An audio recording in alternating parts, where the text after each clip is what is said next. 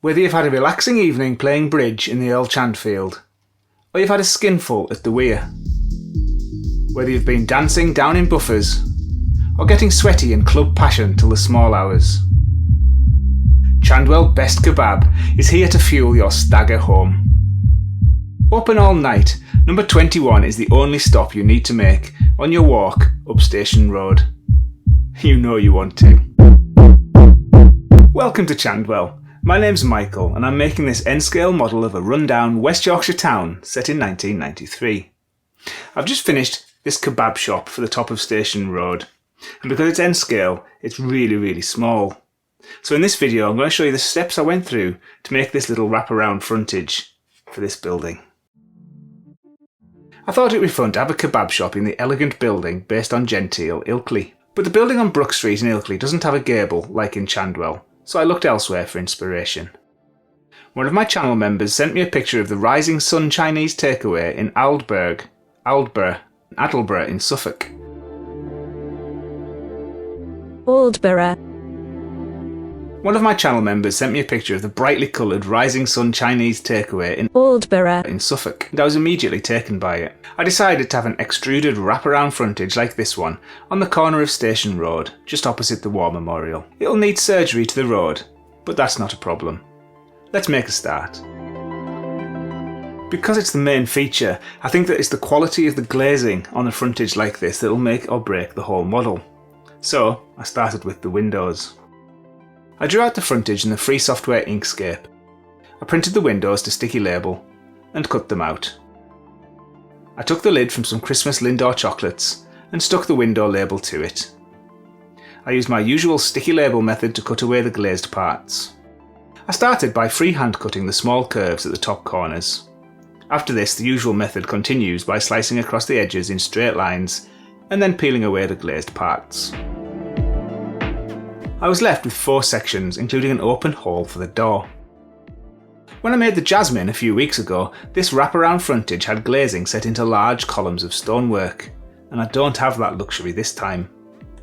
The glazing sits in delicately thin wooden frames, which in N-scale will be very thin indeed. So I decided to use folded thin card to represent this. I drew out the frame, taking care to measure the length that I would need, taking into account the thickness of the acetate windows behind it. I allowed a gap between the acetate panels of 3/4 of a millimetre to allow for the fold in the card. I included score markers to help me score the card, and then I printed this frame onto thin white card. This card is lovely, it's nice and thin but fairly sturdy, and it's also incredibly bright white. I bought 50 sheets of it in a local discount shop in Ilkley, and this is the first time I've used it. I sliced each end of the score markers, flipped the card over, and then I scored very firmly with the back of my scalpel. I really need these folds to be incredibly crisp once they're ready. I use my scalpel to cut out the frame. Once done, I glue the glazed panels to it using PVA glue. I need to take extreme care to leave a gap between each panel. I only had 3/4 of a millimetre to play with. I used offcuts of acetate to be sure I was keeping the gap even between each panel. I was left with the glazing in the frame, and it already has a nice 3D look that reminds me of the Suffolk prototype. Once the glue was well and truly dry, the deep score marks in the card and the gaps between the glazed panels meant that the piece folded easily into the intended shape without any creasing, bubbling or warping. I used simple watercolour paint to colour my window frames. The watery paint flows nicely and soaks into the paper slightly to remove all the white edges. I take care to get the paint into the whole frame, front, sides, tops and bottoms. Because the paint is so wet, if I get any on the glazing itself, I can just dab it away with toilet paper. Here's the coloured result. To be sure of keeping the shape of the extended part exactly right, I use Uhu glue rather than my usual PVA to affix the roof support to the acetate. I apply it with a cocktail stick to avoid getting glue on the windows. A really obvious but interesting feature of a wraparound frontage like this is that you can see right the way through it from one side, through the interior and out of the other. So to this end, I needed to think how I can make it look like the window frames are 3D enough so that you can see them painted on the backs of the windows. I also had these nice little window menus and the pizza, kebabs and falafels signs to go on the back of the windows as well. So let's have a look at how I did that. I decided to model this by using the sticky label method on another set of window panels, and then again a third time on the back of those with the window decorations in place. With the glazed panel made, I carefully stuck the one with the posters on it to the back of it, and then used the sticky label method to remove the glazed parts. This gives me a window panel with menus and graphics on one side, and a 3D window frame on the other. In place on the building, the effect is subtle but worth it, I think, because you can see the orange painted frames on the inside of the shop. I used a similar technique for the door, made from a few layers of acetate and paper. The sign was drawn in Inkscape and was quite basic. This is a bargain basement sign they're using at Best Kebab. I printed it onto photo paper, added score markers, cut it out, painted away the white edges, and then gently stuck it into place around the top of the shop front. It was time to add the frontage to the building. I applied PVA glue onto the building, took one last look at the interior, and then gently placed the frontage onto the model.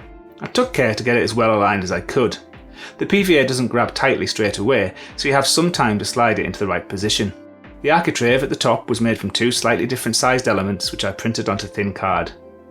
I roughly cut these and glued them onto another piece of the same card to make them 2 layers thick, just under 0.5 mm. Once cut, I glued the pieces on top of each other and then painted them with the watercolour paint. The effect is subtle but worth it. These went on top. Then a roof piece went on top of that. This is printed using Scale Scene's tarmac texture. It's good for roads, but it's great for flat roofs as well. I added the base stone walls next, and then gently added a painted sill made from the thin card. Once everything was dry, I used AK Interactive matte varnish to seal it all and protect the surface from the ongoing modelling. It just brushes on, and as well as protecting the model, it somehow blends everything together and makes it look more solid. I'll weather it and apply further varnish once the whole building is complete. Would you like to see this building for real? Sometimes it's incredibly difficult to really appreciate something when you're looking at it really close up on YouTube, and sometimes seeing it in the flesh just feels a little bit better. If you would like to see this in the flesh, then come to RailX Buxton on Saturday the 6th of July. I'll be there for a couple of hours to show this model and answer any questions you may have about Chandwell or my approach to modelling, and equally to hear your advice that you might like to give me. It promises to be a great show, and it'd be really nice to meet some of you and also talk about Chandwell. But enough of that, the kebab shop is finished. I'm going to now put the back of the building on and some of the roof detail, so join me next week and we'll see how that turns out. So until then, thank you for watching, take care, and I'll see you next time.